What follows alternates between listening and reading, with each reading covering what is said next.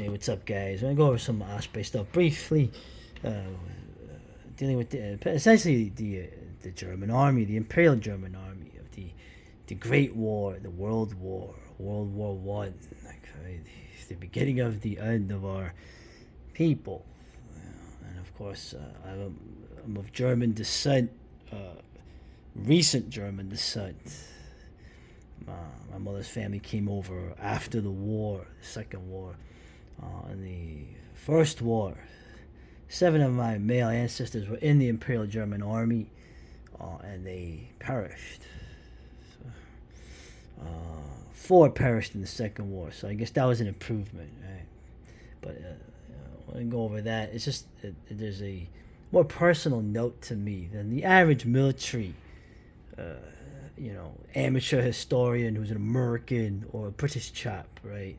It's a little different for me than most people you would probably hear. Okay, if you heard it from a German today, he would be very, very correct and very, very careful to only talk about the facts.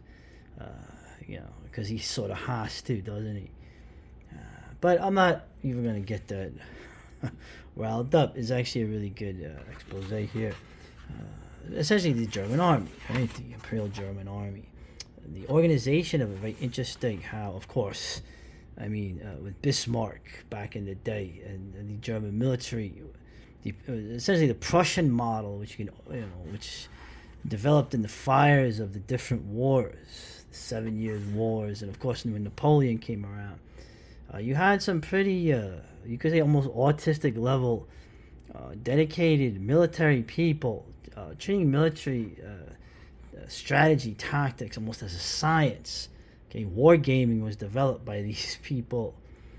And of course, when you had the unification under a sort of, you could say, a Prussian model, but with always, the very different parts of Germany still maintaining their own independence somewhat, particularly the Bavarians.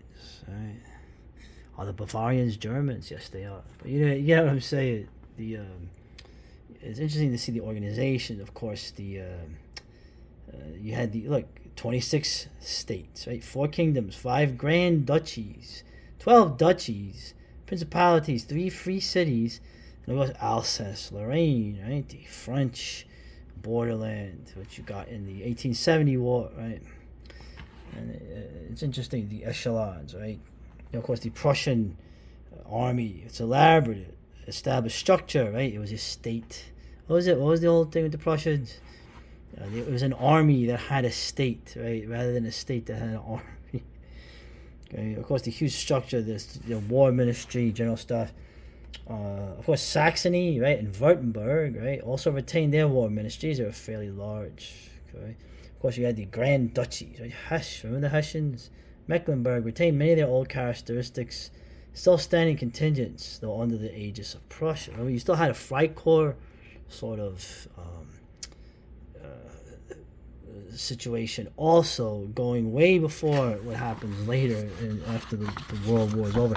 And of course, the Kingdom of Bavaria provided the next largest contingent, okay, the largest province in there, right?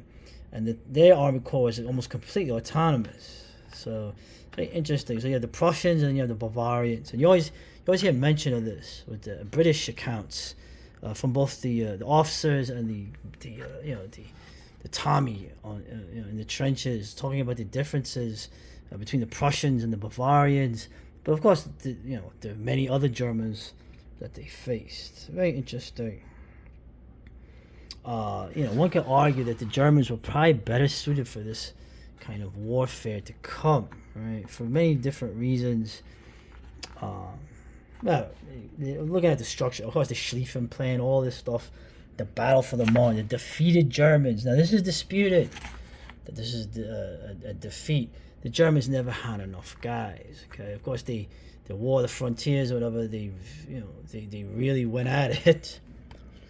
The French casualties were ridiculous, but the French fought pretty hard. And of course, the BEF was somewhere in there. Right?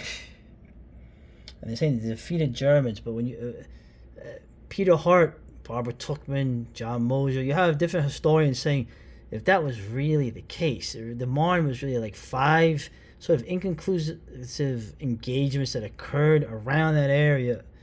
The French were puzzled to see the Germans withdraw. Okay, the Germans withdrew because they were so extended. I mean, they really didn't. I'm gonna say it. It's not an excuse. They didn't have enough guys, and they knew they didn't have enough guys. That's why they had to try to win quick. So, but that didn't happen. So anyway, just going over here, you see the organization. You see the different interesting. The organization, of course, very much Germanic. The organization. Right? The corps commander, right? He took these orders directly from the Kaiser or the King in Bavaria. Interesting. So, conscription, of course, the Germans. I mean, remember the Hessians, right? In Hesse, every young man was essentially a slave, and they were hired out, by the Duke or the Baron, especially to the British during a certain war of independence. Yeah. And there's a lot of cool photos here, of course. This one here, an early trench raiding party of the 40th Fusilier Regiment. Right, these are the forerunners of the assault troops. Right, so they got the planks here to cross the trenches. They got mag grenades. I like how also when you see the early German Imperial Army, they have all the numbers on their helmets. It almost looks very archo-futurist, right, or steampunk or something. But it's interesting they took the spikes off their helmets, and that's an interesting thing to see that.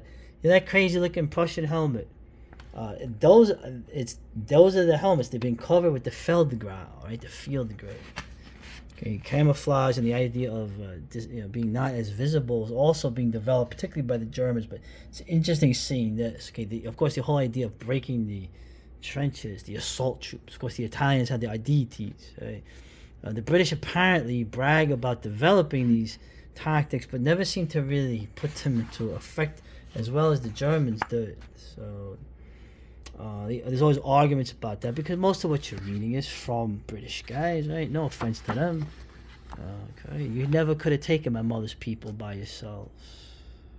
Anyway, all right, enough. Come on, I have nothing. I feel nothing. I have more respect for the lads.